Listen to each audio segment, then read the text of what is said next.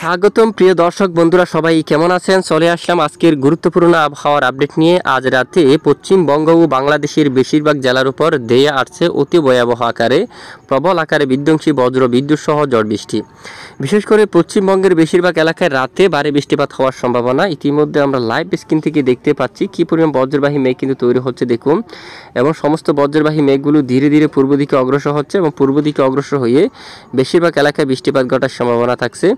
এখানে যে গোলাতর অঞ্চল ভারী বৃষ্টিপাত রয়েছে ঝাড়গ্রাম, চাকুলিয়া এবং কাটরা অঞ্চল, হুড়া, তারপর বাঁকুড়া, এই অঞ্চল দিয়ে কিন্তু বৃষ্টিবাহী মেঘ প্রবেশ করে গেছে। রাতে বিশনবাপুর, কুতুলপুর, সোনামুখী, বর্ধমান অথবা এখানে গোলাতর এবং উলুবেড়িয়া, তামলুক, এই যে আশেপাশের অনেক এলাকায় রাতে ব্যাপক বজ্র বিদ্যুৎ সহ বৃষ্টিপাত থাকার সম্ভাবনা কিন্তু রয়েছে।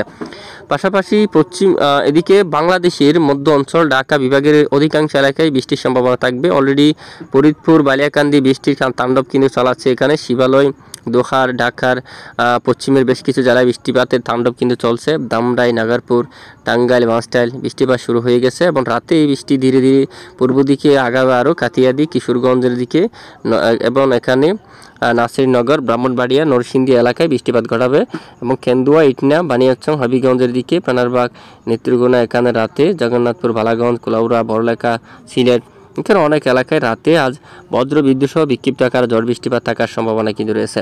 আপাতত দক্ষিণ অঞ্চলের যে পরিবেশটা, বৃষ্টিপাতের সম্ভাবনা তেমন নেই। খুলনা, বরিশাল অথবা চট্টগ্রামের অধিকাংশ এলাকায় আকাশ একেবারে পরিষ্কার থাকছে, বৃষ্টিপাত হওয়ার মতো তেমন সম্ভাবনা নেই। আগামী 24 থেকে 48 ঘন্টায় যেসব জেলাগুলোর উপর বৃষ্টিপাতের সম্ভাবনা রয়েছে তা হচ্ছে, দেখুন আমরা বৃষ্টিবাহী মোড়ে চলে আসলাম। রবিবার বিশেষ করে 23 তারিখ থেকে নতুন করে কিছু এলাকায় শুরু হতে পারে বজ্র বিদ্যুৎ সহ বিক্ষিপ্ত আকারে ঝড় বৃষ্টি।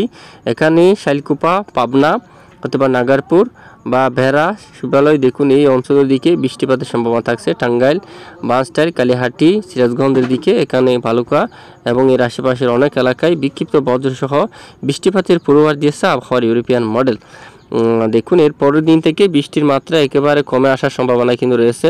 তারপরে নতুন করে আবহাওয়ার পরিবর্তন দেখা দিলে অবশ্যই আমরা জানাবো, আমাদের সঙ্গে থাকবেন। এ হচ্ছে আজকের সংক্ষিপ্ত গুরুত্বপূর্ণ আবহাওয়ার রিপোর্ট। দেখুন আমাদের সাথে থাকার জন্য অসংখ্য ধন্যবাদ।